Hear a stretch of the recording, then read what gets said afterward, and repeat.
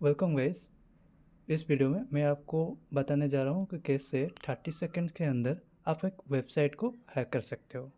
तो बेसिकली अगर मैं बताऊँ तो यहाँ पर मैं एक सीवी का पीओसी डेमोन्स्ट्रेट करने जा रहा हूँ।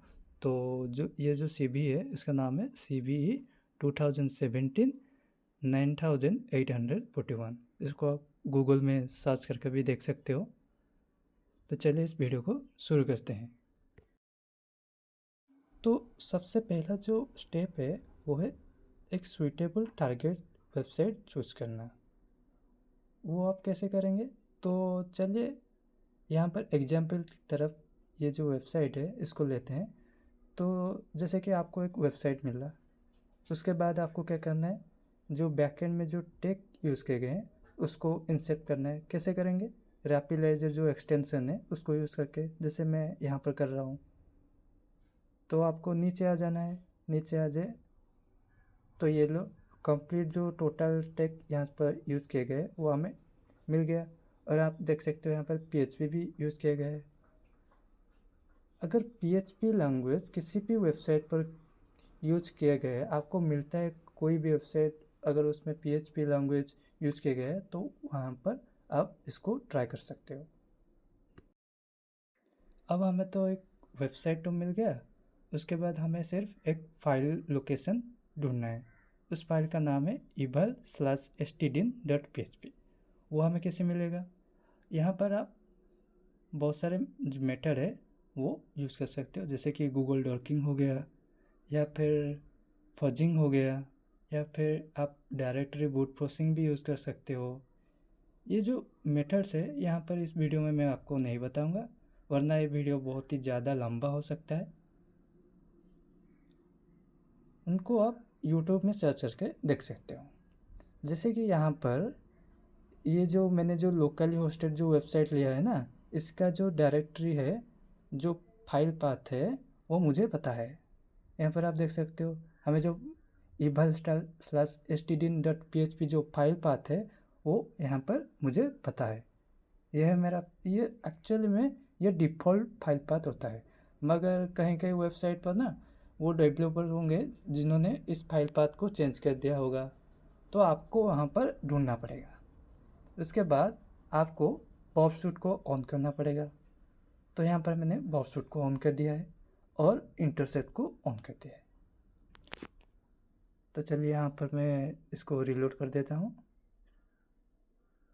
उसके बाद यहाँ पर बॉब शूट में हमें हमारा जो रिक्वेस्ट है वो मिल जाएगा। तो ये हमारा रिक्वेस्ट है। अब इसको मैं रिपीटर में सेंड कर देता हूँ। अब रिपीटर में सेंड करने के बाद यहाँ पर मैं कुछ ऐसे कमांड्स है जिनको ट्राई करूँगा, जिससे मुझे पता चलेगा कि ये जो वेब सर्वर है वो CVE जो मैंने बताया था पहले 2017/9841 इसके लिए वनरेबल है या नहीं। तो हमें कैसे पता चलेगा? तो यहाँ पर आप देख सकते हो, ये हमारा रिक्वेस्ट है और राइट साइड में रेस्पॉन्स है। अब रिक्वेस्ट में एक आपको रिक्वेस्ट बॉडी ऐड करना पड़ेगा। ठीक है, ये गेट रिक्वेस्ट है, मगर गेट रिक्वेस्ट में भी आप रिक्वेस्ट बॉडी ऐड कर सकते हो। यहाँ पे देख सकते हो मैंने यहाँ पे लिखा PHP info।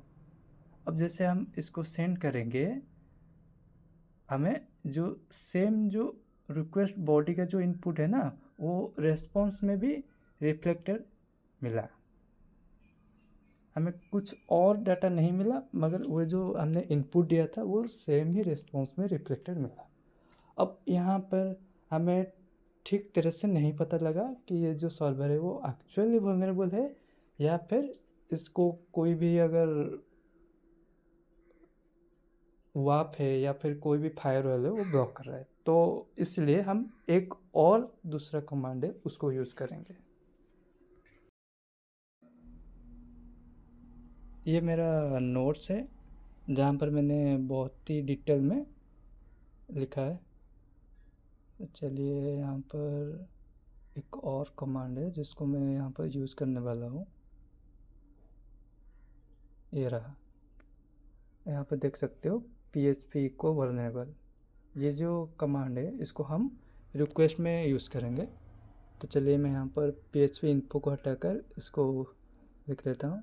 हाँ, अब अगर इस कमांड को सेंड करने के बाद अगर हमें रिस्पॉन्स में सिर्फ वल्नरेबल दिखा तो उसका मतलब ये है कि वो जो सर्वर है वो वल्नरेबल है।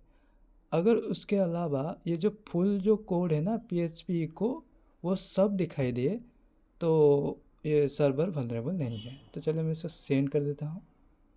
सी रिस्पॉन्स में हमें सिर्फ वल्नरेबल मिला, मतलब कि जो सर्वर है वो 100% इस CVE के लिए वल्नरेबल है।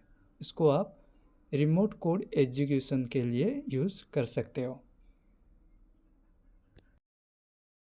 अब हमें एक और कमांड यूज़ करना है जिसमें हमें पता लगेगा कि कौन से इससे कमांड है जिसको वेब सर्वर में रेस्ट्रिक्ट किया गया है या फिर फायरवॉल में ब्लॉक किया गया है। तो उसके लिए आपको ये जो ये जो कमांड है इसको कॉपी कर देना है और यहाँ पर पेस्ट कर देना है। ठीक है, ये वाला कमांड अब इसको आप सेंड कर देना है। सेंड करने के बाद आपको एक HTML कोड रेस्पॉन्स में मिलेगा। ये रहा, ये HTML कोड हमें रेस्पॉन्स में मिला। अब इसको हम कॉपी करके ब्राउज़र में ओपन कर लेते हैं इस रिक्वेस्ट को। तो चलिए मैं यहाँ पे रिक्वेस्ट को कॉपी कर देता हूँ, कॉपी कर लिया और इसको ब्राउज़र में ओपन कर देता हूँ। अब ये जो पेज ओपन हुआ ये PHP इंफॉर्मेशन पेज है, जहाँ पर हमें पता लगेगा कि वेब सर्वर की तरफ से कौन से ऐसे कमांड है जो कि ब्लॉक किए गए हैं। उसके लिए आपको एक सर्च करना पड़ेगा डिसेबल फंक्शन। यहाँ पर ये हमें मिल गया और उसके राइट साइड में आपको वैल्यू मिलेंगे। अगर जैसे कि यहाँ पर मैंने टेस्ट के लिए एक टेस्ट सर्वर लिया है जिसमें कोई भी वैल्यू नहीं है, तो मतलब ये अगर कोई भी कमांड यहाँ पर मैं यूज़ करूँगा RC के लिए वो सक्सेसफुल होगा। मगर कोई ऐसे सर्वर होंगे जहाँ पर कुछ कमांड्स होंगे ब्लॉक किए गए होंगे जिसको आप यूज़ नहीं कर पाओगे। तो यहाँ पर जैसे नो वैल्यू दिखा रहे हैं, तो चलिए मैं जो सिस्टम फंक्शन है उसको यूज़ करके RC लेता हूँ। तो उससे लिए चलिए मैं वेब नोट ओपन कर देता हूँ और जो थर्ड कमांड है उसको यहाँ पर मिल गया। तो यहाँ पर देख सकते हो PHP को सिस्टम का मतलब है कि सिस्टम एक फंक्शन है जिसको यूज़ करके हमें यहाँ पर RC मिल सकता है हमें। तो यहाँ पर मैं पेस्ट कर देता हूँ और इसको सेंड कर देता हूँ।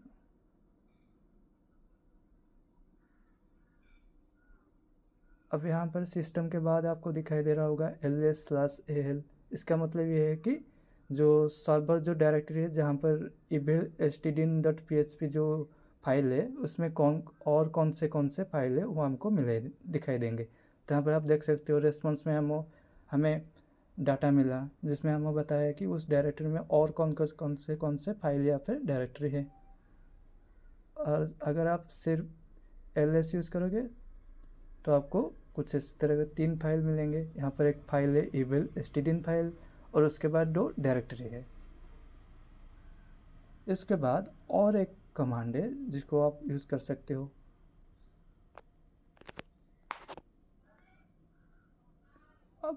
अब ये जो कमांड है, ये जो सिस्टम फंक्शन है हमने यूज़ किया और हमें RC मिला, ये इसीलिए सक्सेसफुल हुआ क्योंकि यहाँ पर जो डिसेबल फंक्शन है वहाँ पर कोई भी वैल्यू नहीं था। अगर यहाँ पर ये जो वैल्यू में अगर सिस्टम होता तो यहाँ पर जब हम इस कमांड को यूज़ कर रहे होंगे तो हमें रिस्पॉन्स में कुछ भी आउटपुट नहीं मिलेगा। समझ में आया? मतलब कि बेसिकली ये एक फायरवॉल ऑप्शन है जिसमें फंक्शन को ब्लॉक कर सकते हो।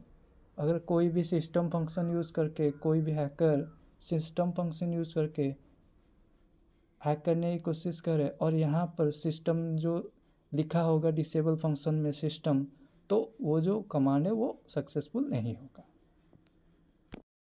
तो ये जो ls कमांड है वो हमें बताया कि उस डायरेक्टरी में कौन से फाइल या फिर फोल्डर्स है। अब उसके बाद हम चलिए जानते हैं कि ये जो सर्वर उसका आईडी क्या है, तो इसके लिए यहाँ पर आईडी लिख लीजिए और उसको सेंड कर दीजिए। अब हमें आईडी भी पता लग गया।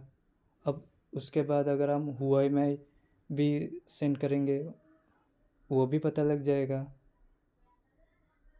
ये लीजिए, मैंने वो में करके सेंड भी कर दिया। ये लीजिए, हुआ में भी वो कर रहा है। अगर आप चाहें लोकल फाइल रीड करने के लिए तो वो भी आप कर सकते हो। उसके लिए आपको कैट कमांड यूज़ करना पड़ेगा। तो यहाँ पर लिख लेता हूँ cat space etc space /host। ये कमांड हमें बताएगा कौन कौन से होस्ट जो सर्वर में उस कंप्यूटर में प्रेजेंट है। ये लीजिए, उसके बाद उस सर्वर का जो पासवर्ड है उस फाइल को भी आप रीड कर सकते हो। वो आप कैसे करोगे, यहाँ पर होस्ट की जगह अब लिख लीजिए passwd। ये लीजिए, हमें पासवर्ड फाइल भी मिल गया।